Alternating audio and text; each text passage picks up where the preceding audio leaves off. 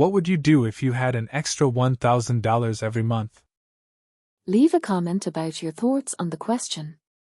Pay off debts and save. Exactly my thoughts. Start actually being able to plan things and save money rather than being on the back foot all the time.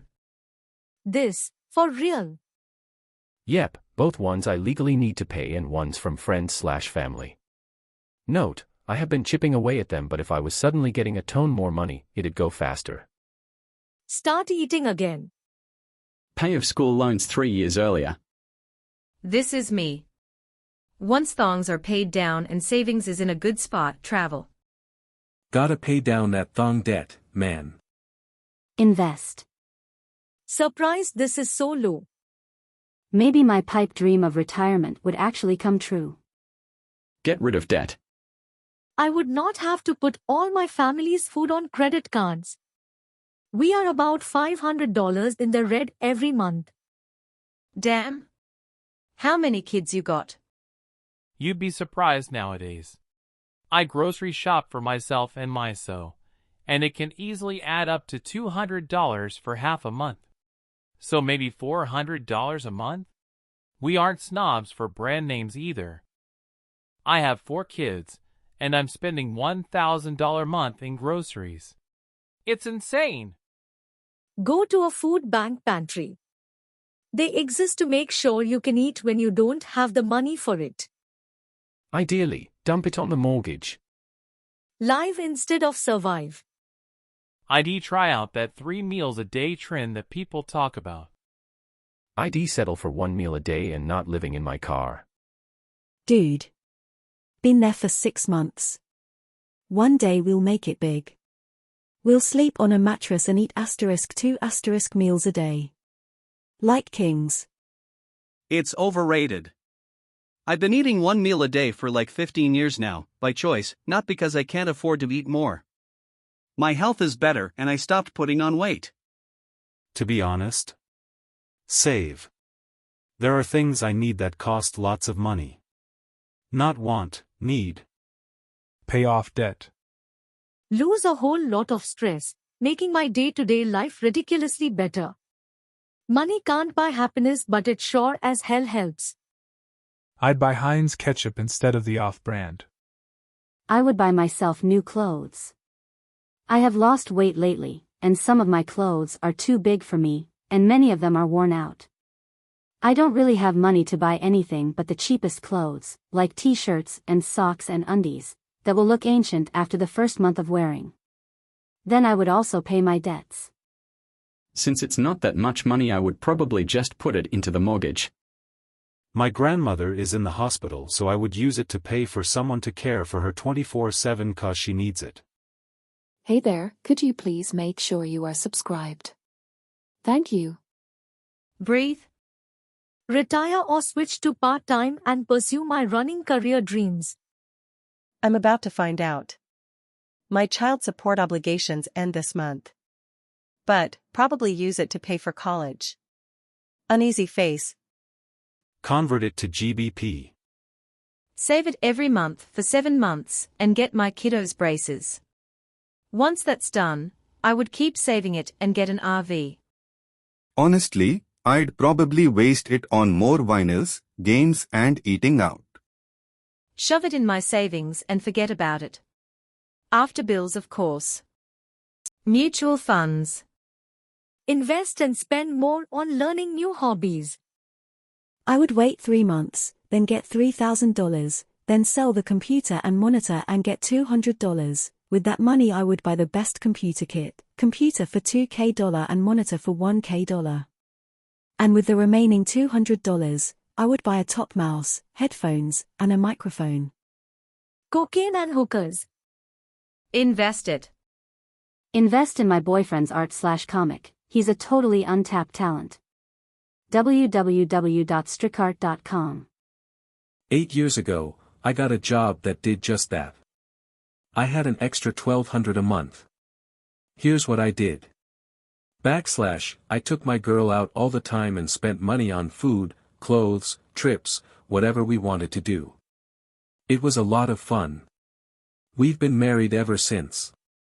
Buy more Xanax and whiskey and new body surf fins. Save it and leave my current state. Get teeth fixed, clear debts, become financially stable and save. In that order. 2 chicks at the same time, man. Save half and put the other half in a travel fund.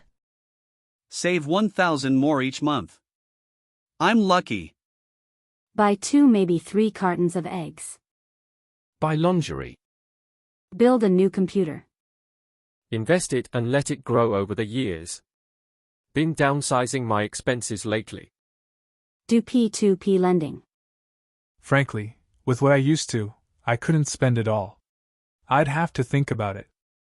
Either more principal payment on the mortgage, invest it, or most likely apply towards 401k. Put it all in VOO and retire in like 15 to 20 years. I would purchase my UCS Lego Star Wars Millennium Falcon. Build up my emergency fund and vacation fund.